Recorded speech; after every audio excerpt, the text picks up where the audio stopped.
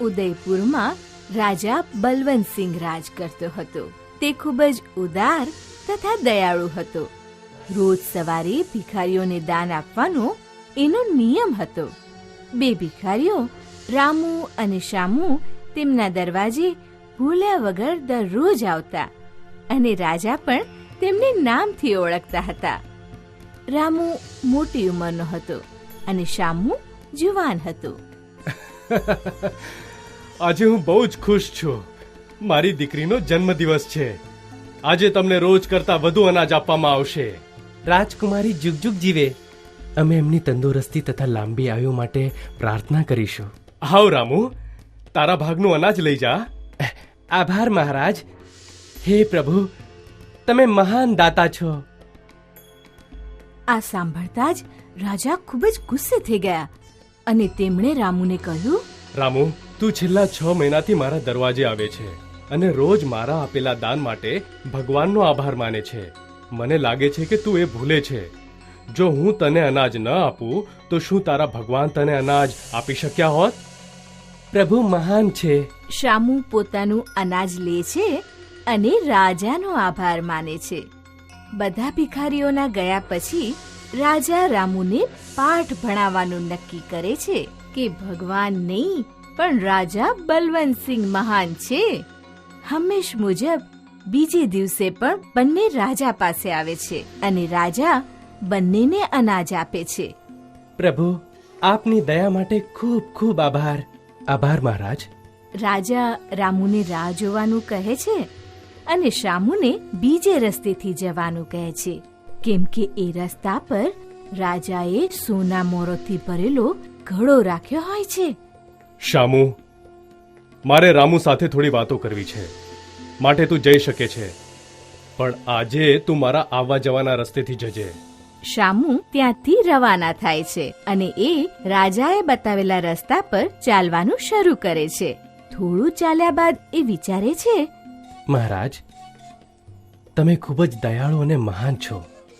આજે તમે આ ગરીબને તમારા પોતાના નિજી ઉપયોગ માટે વપરાતા માર્ગે ચાલવાનું માન આપ્યું છે.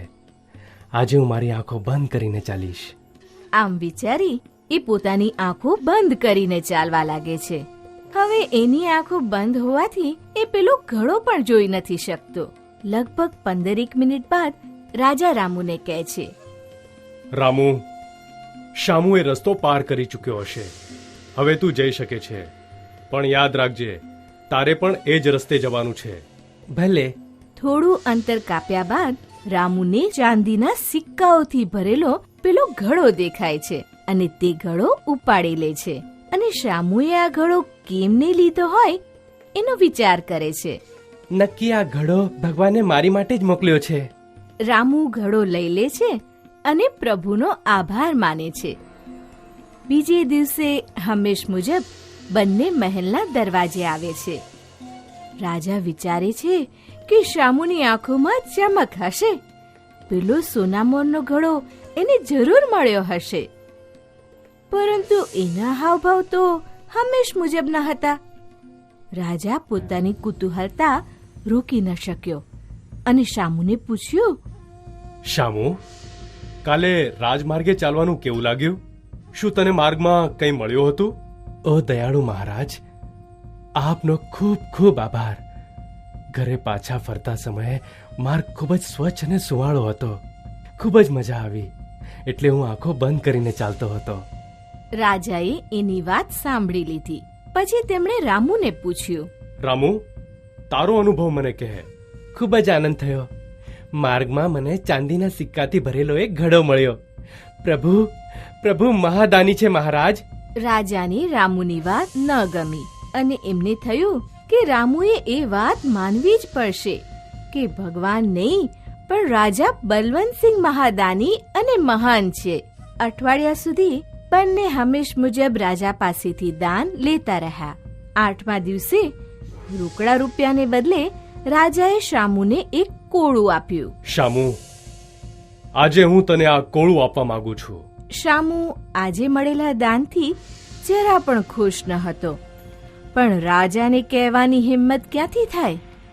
માટે એણે દાન લઈ રાજાને કહ્યું, આભાર મહારાજ. રામુ, આલે તારું આજનું દાન.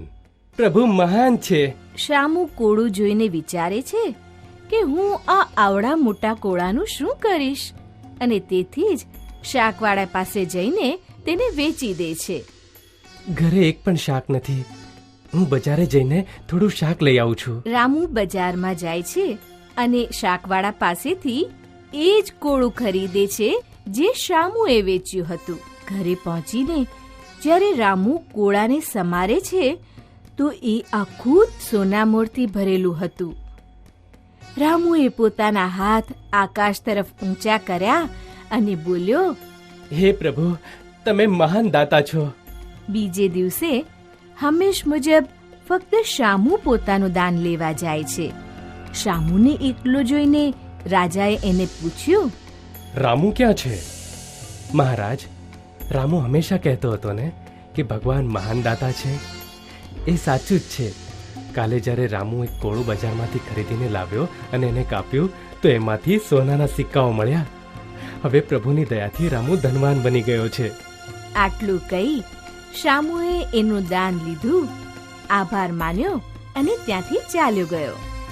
શામુના ગયા બાદ રાજા હાથ જોડી આકાશ તરફ જોઈને કહેવા લાગ્યા, પ્રભુ, તમે જ સાચા રાજા અને દાતા છો. આ કથાનો બોધ છે કે ભગવાન જ સાચા રાજા અને દાતા છે.